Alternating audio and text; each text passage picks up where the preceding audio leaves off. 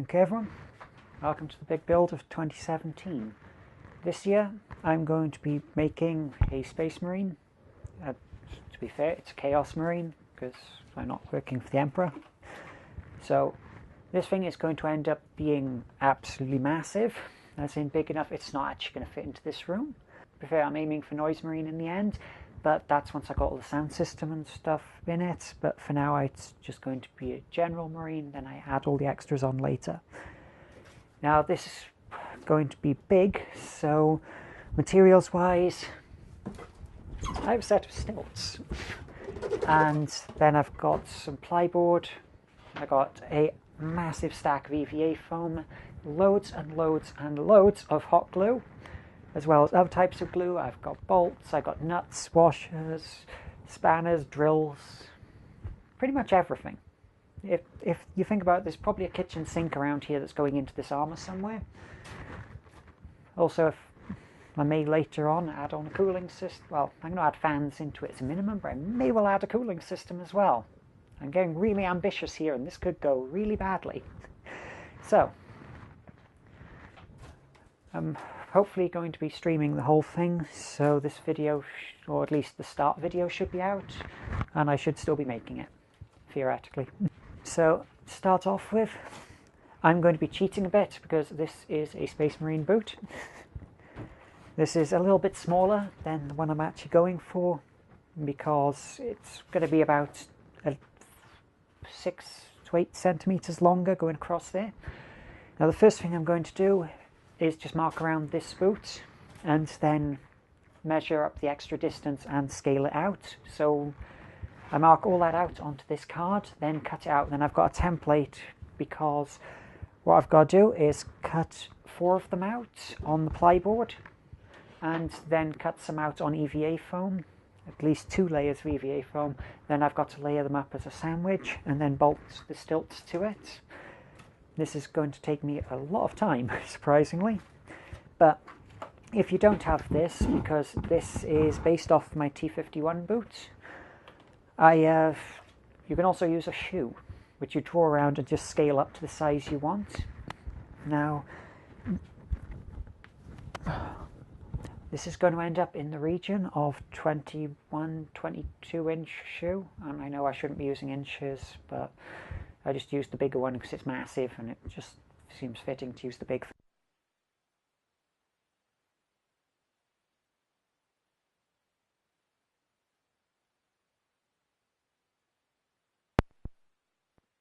Okay, now we're on. I've now cut these for the main feet plates. I've done 2 of them, one for the top, one for the bottom, and cut a little gap in there for a hinge. Then I measured one of them out, just traced around it with chalk, and then cut that out on EVA foam just to give it a bit of a hinge, so it basically has the effect of toes and stops the boards from breaking, because we're always going to be lifting from the back. I then removed the plastic section. The plastic, it's in fact rubber, but it's close enough to plastic, and just stuck that on and then drilled through and connected all, and I've just done them up tightly because I left my kit at home. At work. I'm going to be a bit late with getting that one done, but that's all stuck on. Then I just assembled the stilts on top, and that's the basics. The next section I'm going to be doing is building up the actual boot out of EVA foam.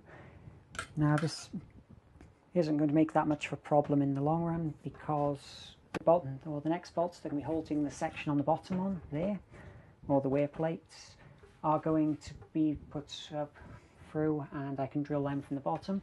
And because these boots are so spacious inside, I can just put a ratchet inside and have no real difficulty, hopefully. Last time I said that it went horribly wrong, so this could be interesting. Last time when I was recording I made this boot, which, to be fair, it doesn't look absolutely awful, but it just bugged me, and it bugged me for days straight because it just doesn't look right for what I want. It's too flat and too wide. Now, again, after a few days, that bugged the hell out of me, so I tried to correct it by making it thinner, which led to this one. Now this one has a movable toe, which is very much more useful when wearing it, but it's just too thin. It just looks really silly. So I had to abandon this as well. And then after I did that, I went right the way back to the drawing board and made this. And this one is actually the right shape and size for what I want, which is brilliant. Now if only I'd got it right the first time, eh? This is the one I've built up. It's just been layering EVA foam. Again, the maximum thickness on this is 2 layers, and I mean, it's about that much. There's 2 layers. Otherwise, it's just being built up. I did a ring around. It doesn't go all the way, it just goes that far to the dome. Like it is on that one, just that one hasn't been pumped up yet properly. So it ends up like that. Whereas like this one and like that was just sort of flattening out because the foam doesn't like to hold its shape until you've heated it. For this one, once I'd done that, I just added this section on over here, which was cut to the wrong shape anyway, and this one at the back. Then just stuck the two, and my mat wasn't big enough to go all the way around, so I had to add little side bits in there and there. Again, that's all going to be ground back and filled in the end, so it's going to look a lot better. So, oops. So now I've got that done. What I would say is, when I was trying to work out what was wrong with these, I went and asked the Warhammer community, or the Warhammer cosplay community, which one of these two they liked the most. And I accidentally left my original prototype in shot, and they all just said, yeah, the little purple one. I was just like, okay. So basically, I know it's not what they meant, that they're all terrible, but basically both of those were awful, and I need to do it again. So, again, that was the exact kick in the butt I needed to actually start this over. And I kept the movable toe, or the properly movable toe from this version. And I have now walked in these, and they are a heap ton better. So the important lesson from this is, if you're stuck and you don't know what's wrong with it just by looking, it's okay to ask other people for help. I mean, someone may see what you don't. Again, when you've been focusing on something for ages, I mean, I've got the little V by there, which bugs the hell out of me, but I don't think anyone else will ever be able to see. So, yeah.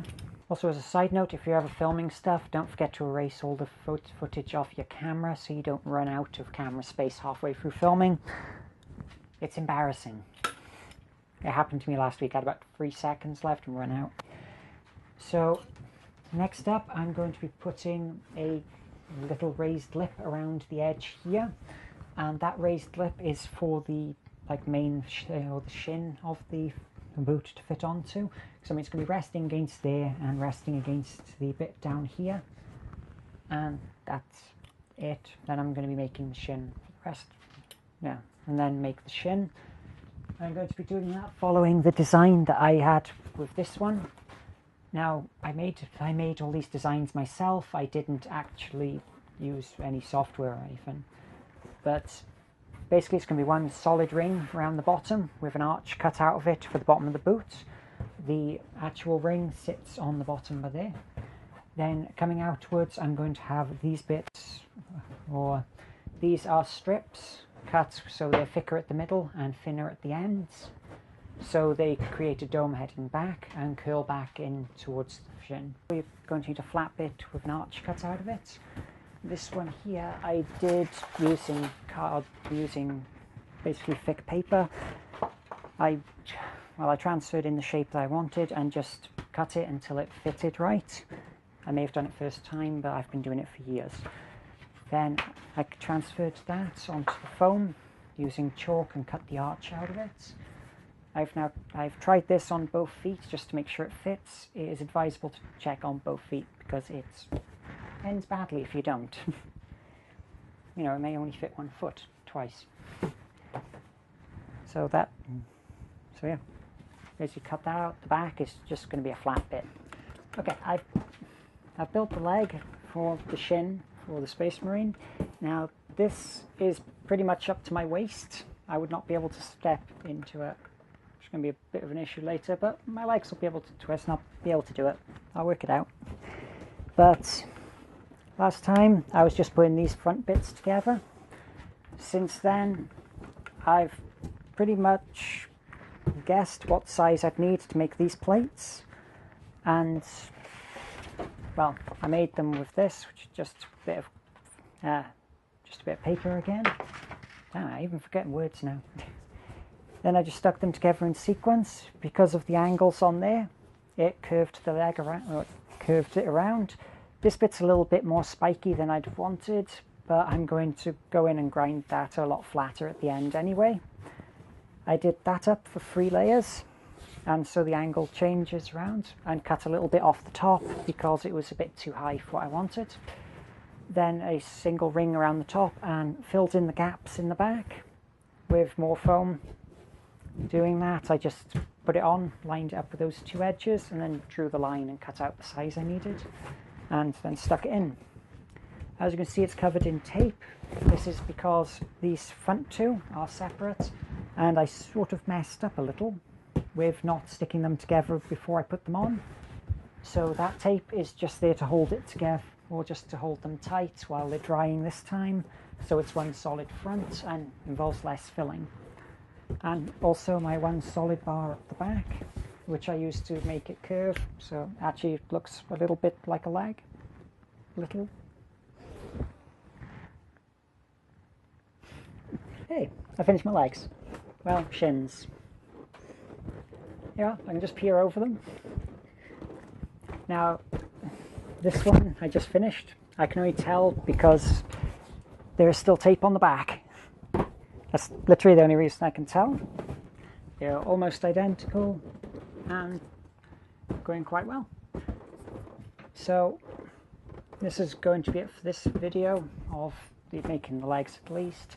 So again, I've got to do all the detailing, but I'm going to be doing that all together later once I've made sure it all fits, because it would be a right pain in the butt to, you know, remove all the detailing to reshape it. And the knee pads are part of that as well. So I'm going to now make the next section, but that'll be in the next video. So, yeah, enjoy, I think.